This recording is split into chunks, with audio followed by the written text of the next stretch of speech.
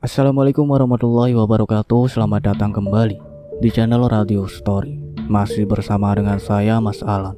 Untuk kisah kali ini masih melanjutkan dari kisah yang sebelumnya, yaitu kisah yang berjudul Dendam Arwah Gadis Remaja yang Diperkosa. Tanpa basa-basi lagi, mari kita dengarkan.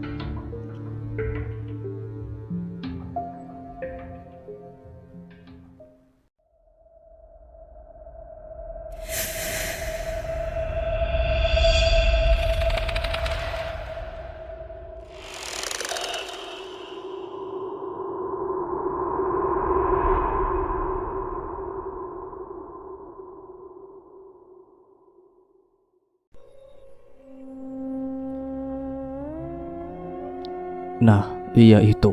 Sekarang Jalan Indah menjadi angker setelah tragedi kecelakaan di tempat itu. Kata penduduk setempat, pada malam Jumat manis di tempat itu ada kuntilanaknya. Hah? Yang bener aja sampean, Pak. Jadi di tempat itu ada kuntilanaknya? Tanya Pak Budi seakan tak percaya. Iya, Pak. Terkadang ada suara perempuan yang tengah menangis dan cerita minta tolong dari suara perempuan itu. Bukan hanya itu saja. Terkadang pada jam 12 malam, ada penampakan sesosok penari yang sangat cantik tengah menari di bawah pantulan sinar rembulan. Namun, ketika didekati, penari cantik itu berubah menjadi sosok yang sangat menyeramkan. Dan masih banyak lagi kejadian aneh lainnya. Pokoknya, tempat itu angker banget deh. Sampean kalau larut malam, jangan lewat di situ, bahaya. Kok bisa ya jalan itu jadi angker sekarang? Entahlah Pak Budi, mungkin arwah perempuan yang meninggal di tempat itu masih belum tenang dan gentayangan mencari pelakunya, mengingat perempuan itu meninggal di tempat. Iya mungkin, saut Pak Cahyo membenarkan ucapannya. Bapak-bapak, ayo sini makan dulu, dilanjut nanti lagi kerjanya, ujar seorang pria sambil tersenyum. Saat mereka berdua sedang asik ngobrol, tiba-tiba saja ada seorang pria yang menghampiri mereka. Pria itu nampak masih muda, bisa ditaksir umurnya sekitar 24 tahun. Terlihat pria itu sampai mencangking rantang makanan. Dia adalah pemilik sawah yang sedang ditanami padi oleh Pak Budi dan Pak Cahyo. Iya Pak. Pak Budi nampak tersenyum sambil melihat ke arah pria itu. Ayo Pak Cahyo, kita ke sana. Itu kirimannya sudah datang, ajak Pak Budi pada Pak Cahyo. Ya udah deh, ayo Pak, saut Pak Cahyo semangat. Ia nampak begitu senang saat mengetahui kiriman makanan sudah datang. Seketika itu Pak Budi dan Pak Cahyo langsung membasuh kedua tangan dan kakinya. Setelah selesai, mereka berdua berjalan menghampiri pria tersebut. Ini Pak, silakan. Oh iya, bibit padinya kira-kira cukup apa enggak ya Pak? Tanya pria itu pada keduanya. Kayaknya cukup kok, itu aja sudah kalong separuh, bibitnya masih banyak, saut Pak Budi. Sedangkan Pak Cahyo nampak diam sambil menikmati secangkir kopi mendengarkan percakapan mereka. Oh, jadi masih cukup toh. Takutnya kurang, kalau kurang mau aku belikan lagi. Soalnya bibit yang di sawah sana udah habis. Enggak Pak, ini semua sudah cukup kok. Orang tinggal dikit lagi selesai. Ya udah deh. Setelah itu tak ada lagi pembicaraan antara mereka. Ketiganya hanya diam sibuk dengan pikirannya masing-masing. Di lain tempat, di dalam hutan terlihat ada dua orang pemuda yang sedang mencari kayu bakar. Mereka berdua nampak terus berjalan menelusuri hutan itu sambil melihat sekelilingnya. Hutan itu nampaklah sepi dan sunyi, tak ada satu orang pun di sana, kecuali mereka. Hanya terdengar suara burung yang berkicau. Kedua pemuda itu bernama Randi dan Dito. Kok sepi amat nih hutan ya bro? Jadi ngeri gua, ucap seorang pemuda itu sambil bergidik ngeri. Iya namanya hutan, pasti sepi lah, gimana sih lu? Udah, tenang, bismillah aja, semoga tidak terjadi apa-apa, saut temannya pemuda itu yang menanggapi ucapannya, sambil mengumpulkan ranting kayu yang ada di bawah pohon. Masalahnya hutan ini agak angker bro, kalau ada hewan buas gue gak takut mah. Yang gue takutin kalau di sini setannya itu loh. Lu sih pakai ngajak nyari ke sini segala. Udahlah bro, tenang aja, gak bakal ada setan. Mana ada setan siang-siang bolong gini. Kalau nggak di sini kita mau nyari kayu kemana lagi? Cuma di sini banyak kayunya, aman lagi, nggak akan dimarahin orang lain. Iya juga sih. Udah deh, gak usah kebanyakan tapi fokus nyari kayu yang banyak. Kalau sudah banyak, habis ini kita pulang. Tak ada sautan apapun dari Randi. Ia nampaknya diam, tak berkata apapun. Ih, bau apa ini? Kok busuk banget? Tit, lu ngerasa ada yang aneh gak sih? Kayak bau bangkai gitu, busuk banget. Ucap Randi pada Dito. Di saat Randi tengah asik mengumpulkan kayu bakar, tiba-tiba ia seperti mencium bau tak busuk di sekitarnya. Iya nih bro, bau apaan ini ya? Kok busuk banget? Saud Dito sambil menutup hidungnya. Ia sangat tidak tahan dengan bau busuk yang sangat menyengat. Gak tahu Dit, mungkin ada bangkai tikus di sekitar sini. Randi nampak mengendus-ngendus layaknya seperti kucing yang sedang mencari mangsa. Ia coba mencari sumber bau busuk yang ia rasakan. Randi berjalan ke arah semak-semak yang ada di bawah pohon nampak begitu rusuh. Busuk banget kayaknya di sini bangkainya.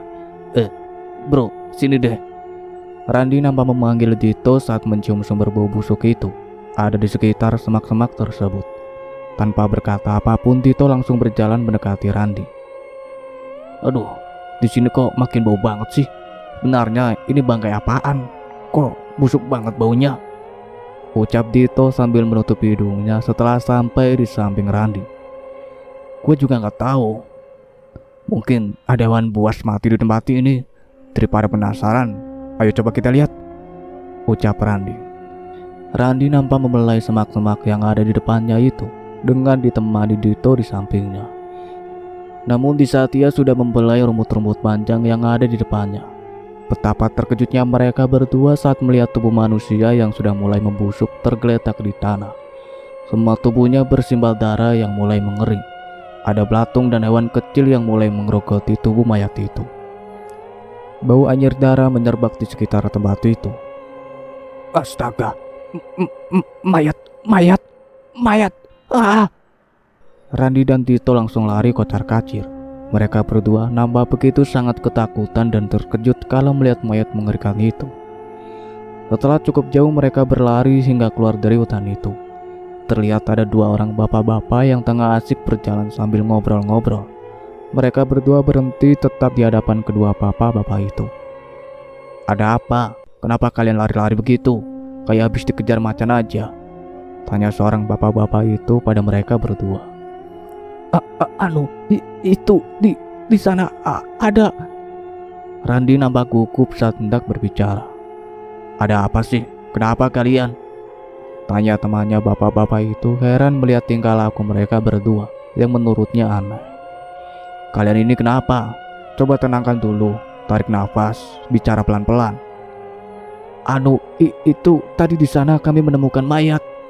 Ucap Dito dengan menatapnya. Ia dapat mengontrol kepanikannya tidak seperti Randi yang nampak sangat kesusahan untuk mengatakan perihal yang mereka alami. Hah? Ada mayat? Kedua bapak-bapak itu nampak begitu terkejut saat mendengar ucapan Dito. Yang benar saja kalian, di mana ada mayat? Iya pak, beneran. Tadi kami melihat mayat di dalam hutan sana. Antarkan saya ke tempat kalian melihat mayat itu. Saya ingin melihat ke sana. Jangan pak, sampean gak takut apa? Kalau kita ke sana yang ada kita semua dituduh pelaku pembunuhan mayat itu. Bilang aja kamu takut. Terus gimana? Iya sih takut banget. Aku gak tega liatnya. Kondisinya ngeri banget. Ucap Randi sambil bergidik ngeri. Gini aja, gimana kalau kita lapor polisi? Mungkin sampean punya nomornya polisi. Usul Dito.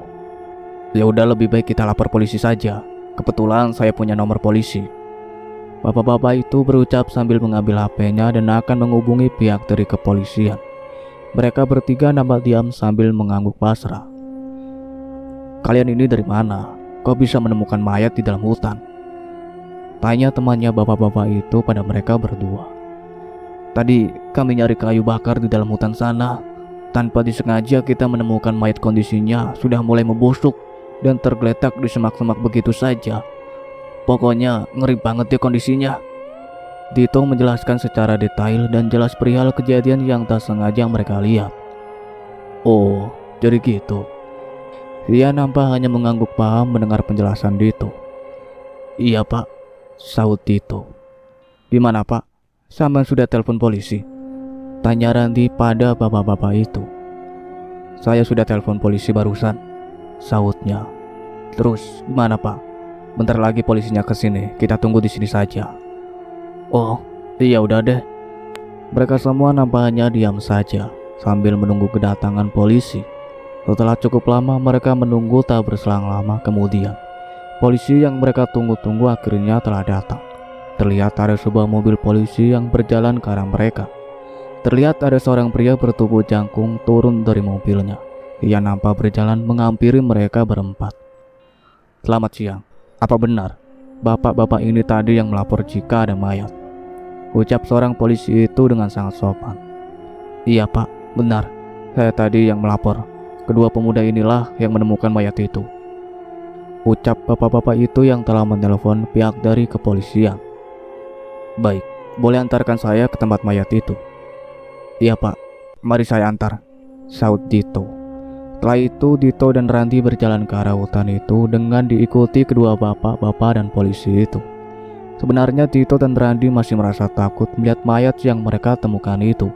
Namun dia terpaksa mengantarkan polisi itu dan membantunya agar mayat itu segera diurus dan dimakamkan dengan layak. Sekitar 10 menit mereka menempuh perjalanan. Selama kemudian, kini mereka sudah sampai di tempat kedua pemuda itu menemukan mayat. Ini dia mayatnya Pak Polisi, Dito berucap sambil menunjuk ke arah mayat yang ia temukan. Astagfirullahaladzim.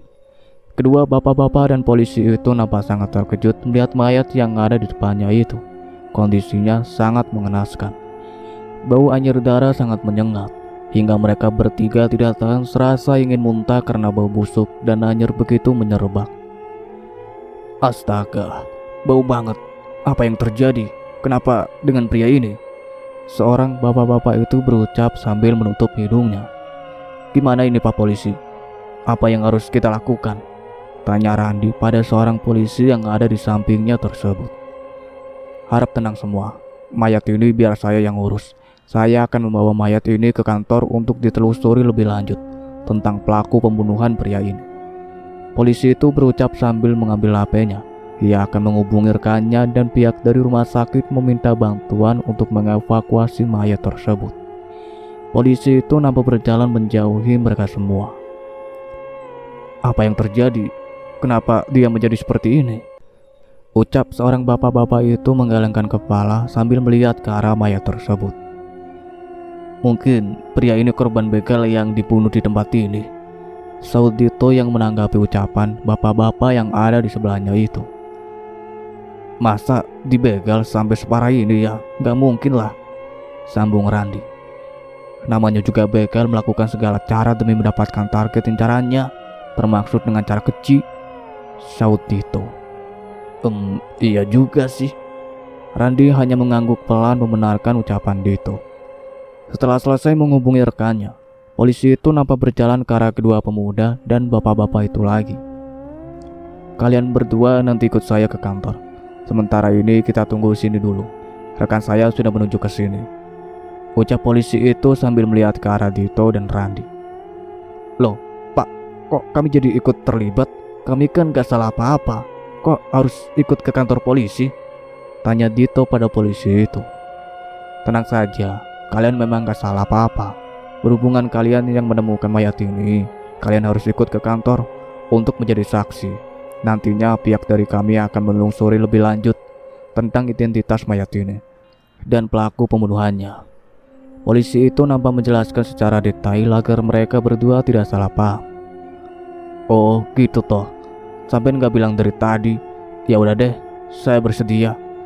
Dito dan Randi hanya membulatkan bibirnya saat mendengar penjelasan dari polisi tersebut.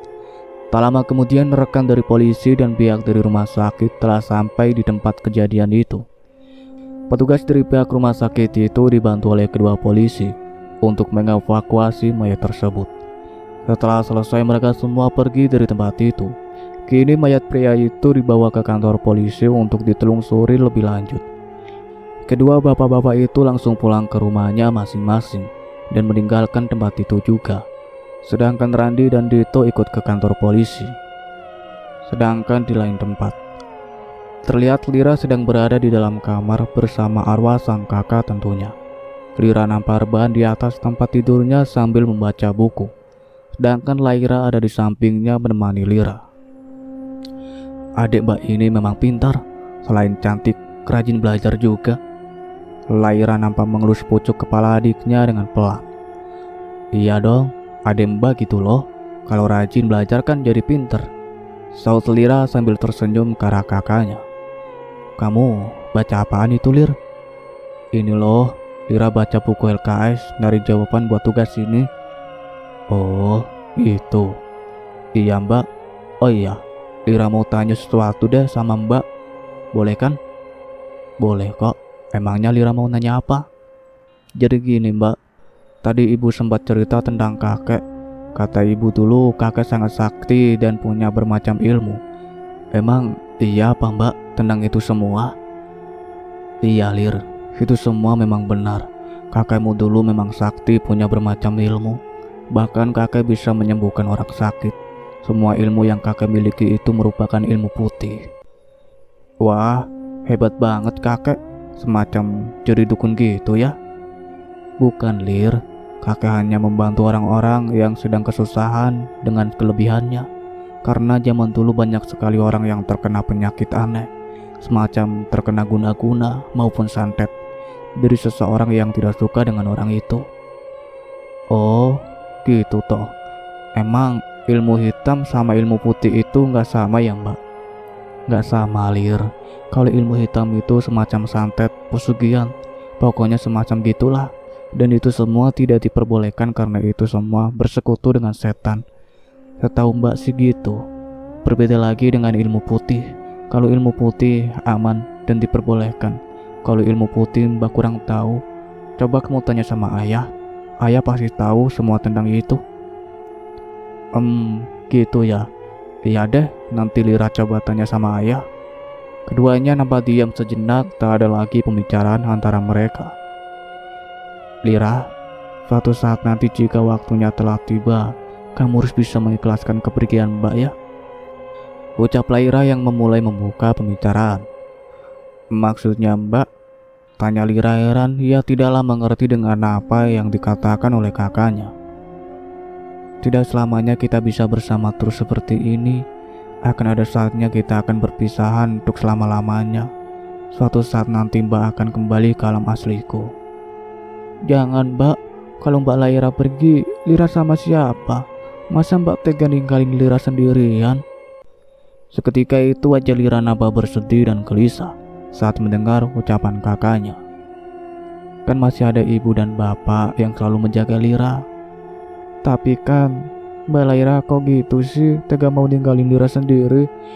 Jangan pergi kemana-mana mbak. Mbak di sini aja, jangan pergi-pergi lagi. Gak bisa Lira, mbak tetap harus kembali karena tempat mbak bukan di sini.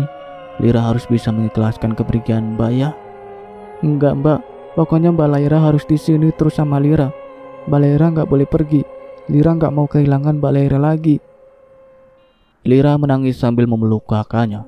Ia merasa sangat sedih karena dalam waktu dekat kakaknya akan kembali ke alam aslinya dan tidak akan pernah kembali lagi. Lira, dengerin mbak ya. Tidak selamanya kita bisa bersama terus seperti ini. Maafin mbak, mbak gak bisa menjaga kamu seutuhnya. Mbak harus pergi jika waktunya telah tiba. Mbak harap kamu bisa membahagiakan ibu dan ayah dengan kesuksesanmu. Hanya kamu yang bisa menjaga ibu dan ayah. Laira berucap sambil mengelus pundak Lira. Lira hanya diam tak berkata apapun. Ia masih terus menangis di pelukan kakaknya. Jadilah anak yang berbakti dan sayang sama orang tua. Sesungguhnya yang bisa membantu sukses adalah doa dari kedua orang tua. Mbak yakin suatu saat nanti kamu bisa sukses dengan prestasi dan pencapaianmu. Lira larut dalam dekapan kakaknya sambil menangis. Baginya hal yang sangat menyedihkan karena kakaknya berkata akan pergi dan tak akan pernah kembali. Di sore harinya, terlihat Dani dan Adnan tengah bersandai di teras rumah sambil menikmati suasana di sore hari. Bro, lu pernah dengar gak tentang dukun sakti yang ada di kampung kita? Ucap Adnan yang bertanya pada Dani. Kayaknya gue pernah dengar deh. Tapi di daerah mana ya? Gua lupa. Saud Dani nambah berpikir. Oh iya, ingat gua. Di kampung kita ada dukun sakti bro. Namanya Baharjo. Kalau nggak salah saya ingat gua rumahnya Baharjo di daerah Kebongan deh. Lu serius bre? Tahu dari siapa lu tentang dukun itu? Iya serius lah. Kakek gue dulu pernah cerita kalau di kampung kita terdapat dukun sakti. Emang kenapa sih? Ngapain lu nanya-nanya dukun? Mau beranakin duit lu? Gitu ya. Kagak lah, sembarangan aja kalau ngomong lu. Habisnya lu aneh banget nanya-nanya dukun mau ngapain coba. Jadi gini bre, gue ada rencana. Rencana apa? Tanya Dani penasaran. Gimana kalau kita pergi ke dukun aja minta perlindungan sama Mbah Dukun agar arwah gadis itu tidak mengganggu kita. Sekiranya kita aman dan tidak diteror terus sama arwah gadis itu. Emang bisa ya Mbah Dukun melindungi kita dari gangguan arwah gadis itu? Ya bisa lah bro. Gak ada yang gak bisa, gak ada yang gak mungkin. Dukun itu serba bisa. Gimana menurut lo? Setuju gak? Boleh juga. Setuju gak? Kenapa gak berpikiran tentang ini dari dulu sih? Aduh, kita ke rumah Baharjo aja bro. Gue yakin Baharjo pasti mau bantu kita. Emang kamu tahu bro rumahnya Baharjo di mana? Ya tau lah, tenang. Gue masih ingat rumahnya Baharjo. Dulu aku dan kakak pernah pergi ke rumah Baharjo. Oh, lu sama kakekmu ngapain bro ke rumah Baharjo? Biasalah, nyari tombol. Waktu itu saudara perempuanku terkena guna-guna dari orang lain. Kakekku memutuskan pergi ke tempat Baharjo untuk menyembuhkan saudaraku. Gitu ya. Ya udah kalau gitu kita ke rumah Baharjo sekarang aja bro. Mumpung masih sore. Ya udah deh, ayo. Lalu setelah itu Dani berjalan ke arah motornya bersama dengan Adnan yang mengikutinya dari belakang. Dia langsung menaiki motornya bersama dengan Adnan menuju ke tempat yang ia maksud. Di sepanjang perjalanan Dani mempercepat laju motornya karena jarak antara kontrakan mereka dengan Baharjo lumayan jauh. Sekitar 15 menit menempuh perjalanan. Tak terasa kini Dani dan Adnan sudah sampai di rumah Baharjo. Lu yakin bro? Ini rumahnya Baharjo? Tanya Adnan setelah turun dari atas motor sambil melihat ke arah sebuah rumah yang nampak sederhana yang ada di depannya itu. Terlihat sebuah rumah tua menyeramkan. Rumah itu nampaklah sederhana dan tidak terlalu besar. Namun suasana rumah itu nampak berbeda, tak seperti rumah lain pada umumnya. Iya bro, ini adalah rumahnya Baharjo. Agak lain emang. Kok serem banget ya, kayak gimana gitu. Lebih terlihat seperti rumah hantu, ucap Adnan sambil memeluk tubuhnya sendiri. Biasa aja kali bro, apanya yang serem sih? Gini nih kalau kebanyakan nonton film horor jadi penakut banget. Udah deh, jangan banyak ngomong. Ayo kita ke sana. Dani berucap sambil menarik tangan Adnan. Adnan hanya diam dan pasrah tanpa berkata apapun. Dok dok dok. Permisi mbah, Baharjo. Dani berucap sembari mengetuk pintu rumah tersebut. Serem banget sini rumah. Ini kita mau uji nyali apa gimana sih? Bro, mending kita pulang aja yuk. Takut gue lama-lama di sini. Ucap Adnan sambil bergidik ngeri. Cemen banget sih lu. Yang bener aja, masa ya baru nyampe udah mau pulang. Sabar lah Nan, tunggu bentar katanya mau selamat dari gangguan arwah cewek itu. Malah ngajak pulang aja. Gimana sih lu? Saud Dani yang berusaha menenangkan Adnan. Iya udah deh, iya, gue manut aja deh. Siapa kalian? Mau apa kesini? Tanya seorang kakek-kakek sambil membuka pintu rumahnya. Terlihat seorang kakek-kakek tua itu nampak menggunakan pakaian serba hitam serta di atas kepalanya menggunakan belangkon merah. Saya Dani kek, dan ini teman saya namanya Adnan. Kedatangan kami ke sini ingin bertemu dengan sampean, ucap Dani dengan sopannya. Oh, iya. Mari silakan masuk dulu. Kakek tua itu nampak mempersilahkan mereka berdua masuk ke dalam rumahnya. Iya kek, saut mereka bersamaan sambil tersenyum. Lalu mereka berdua berjalan mengikuti kakek-kakek tua itu yang masuk ke dalam rumahnya. Terlihat mereka memasuki sebuah ruangan khusus yang nampak berbagai senjata kuno yang terpajang di seluruh ruangan itu, seperti keris, golok, pedang, dan masih banyak lagi senjata tradisional lainnya. Silahkan duduk, jangan sungkan-sungkan, anggap rumah sendiri. Kakak itu mempersilahkan mereka berdua duduk di tempat yang sudah disediakan.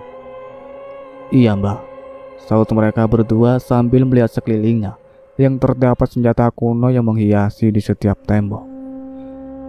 Ada perlu apa kalian datang ke sini? Tanya Mbah Harjo pada mereka berdua. Jadi gini mbah, kedatangan kita ke sini ingin meminta perlindungan. Beberapa hari yang lalu kita membunuh seorang gadis, dan arwah gadis itu gentayangan dan meneror kita. Bukan hanya itu saja, bahkan dia sudah membunuh salah satu teman-teman kita. Adakah cara agar kita tidak diganggu arwah gadis itu? Dani nampak menjelaskan pada Mbah Dukun itu secara detail dan jelas. Kalian ada di orang yang tepat. Sebagian orang datang ke sini dengan masalah yang sama seperti yang kalian alami. Tenang saja, jangan khawatir, saya akan membantu kalian. Barjo nampak tersenyum sambil melihat ke arah mereka berdua. Serius nih mbah, sampean bisa membantu kita? Tanya Adnan penasaran. Pakailah cincin ini, ucap Barjo sambil menyerahkan 2 buah cincin batu akik kepada mereka berdua. Warna yang dihasilkan cincin itu sangatlah mencorak. Untuk apa cincin ini mbah? Tanya mereka berdua sambil menerima cincin tersebut. Dani dan Adnan nampak kebingungan dan heran karena Mbah Dukun itu tiba-tiba saja memberinya cincin tanpa mengatakan kegunaan dari cincin tersebut. Cincin itu bukanlah sembarangan cincin biasa. Di dalam cincin itu ada makhluk gaib yang akan melindungi kalian dari serangan arwah gadis itu. Dani dan Adnan nampak memakai cincin itu di sela jarinya. Makhluk gaib, apa kita harus memberinya tumbal? Tanya mereka berdua. Tentu saja ada tumbalnya. Setiap pemelihara makhluk gaib pasti harus memberinya tumbal. Ada satu syarat yang harus kalian penuhi. Apa kalian sanggup? Apa itu syaratnya mbah? Pada malam 1 suro kalian harus mempersembahkan seorang gadis yang masih perawan pada makhluk gaib yang ada di dalam cincin itu. Apa kalian sanggup? Jika kalian rasa tidak sanggup, lebih baik tinggalkan, jangan dipaksa. Baik mbah, kami sanggup, ucap mereka berdua bersamaan. Tetapi jika kalian tidak mempersembahkan seorang gadis pada makhluk penunggu cincin itu, maka berpengaruh bagi keselamatan kalian. Bahkan dia akan membunuh kalian jika kalian tidak memberinya tumbal. Baik mbah, apapun itu kami sanggup mbah. Tanpa pikir panjang, Dani dan Adnan menyanggupi persyaratan yang harus dipenuhi jika ingin memelihara makhluk gaib tersebut. Berapakah uang yang harus kami bayar untuk memiliki cincin ini? Tanya Dani sambil mengernyitkan dahinya. Jika kalian ingin memiliki cincin itu, cukup dengan membayar 500.000 saja. Kalian sudah bisa membawa pulang cincin itu. Baik mbah, ini uangnya, saya akan beli cincin ini, ucap mereka berdua sambil menyerahkan uang pada Mbah Harjo. Mereka berdua tidak merasa keberatan sama sekali dengan uang yang harus mereka keluarkan untuk mendapatkan cincin itu. Mbah Harjo nampak tersenyum sambil menerima uang itu, yang begitu senang melihat lembaran uang yang mereka berikan. Ingat, jangan sampai kalian melanggar persyaratan itu. Baik mbah, ya sudah mbah, kalau gitu kami pulang dulu. Mari mbah, ucap mereka berdua mengundurkan diri. Iya, silahkan, sahut Mbah Harjo. Lalu setelah itu Dani dan Adnan melenggang pergi mengendarai motornya. Kalau gini kita aman bro, arwah gadis itu tidak akan bisa mencelakai kita, ucap Adnan tersenyum senang sambil fokus menyetir motornya. Iya Nan, tapi persyaratan itu lumayan berat juga ya. Kita harus memberinya tumbal gadis yang masih perawan. Kita mau nyari gadis kemana bro buat dijadikan tumbal? Soal itu mah gampang, lain kali kita pikirkan caranya. Orang waktunya masih jauh, malam 1 sore kan masih lama bro. Iya juga sih. Jangan pulang dulu bro, kita ngopi di warung itu benar, ucap Dani sambil menunjuk ke arah warung yang ada di depan jalan. Oke, saut Adnan. Ia menambah laju kecepatan motornya menuju warung yang dimaksud oleh Dani. Singkat cerita, sore hari telah berlalu. Malam hari pun tiba. Terlihat Lira tengah berjalan menghampiri ibunya yang tengah bersandai di sofa ruang tamu sambil menonton TV. "Ayah, kemana bu?" tanya Lira pada ibunya. "Ayah kamu ada tuh di luar. Kamu sudah makan nak?" saut Bu Kofifa sambil menunjuk ke arah luar rumah. "Udah bu, tadi." "Ya udah bu, Lira mau ke depan dulu nyamperin ayah." "Iya nak," saut Bu Kofifa dengan singkat. Lira melangkahkan kakinya menuju luar rumah. "Nah, itu dia ayah. Pas banget nih," gumam Lira ketika melihat ayahnya yang ada di depan rumahnya. Terlihat Paradit duduk di kursi yang ada di depan rumah sambil menikmati kopi. Lira yang melihat hal itu, ia langsung berjalan menghampiri ayahnya.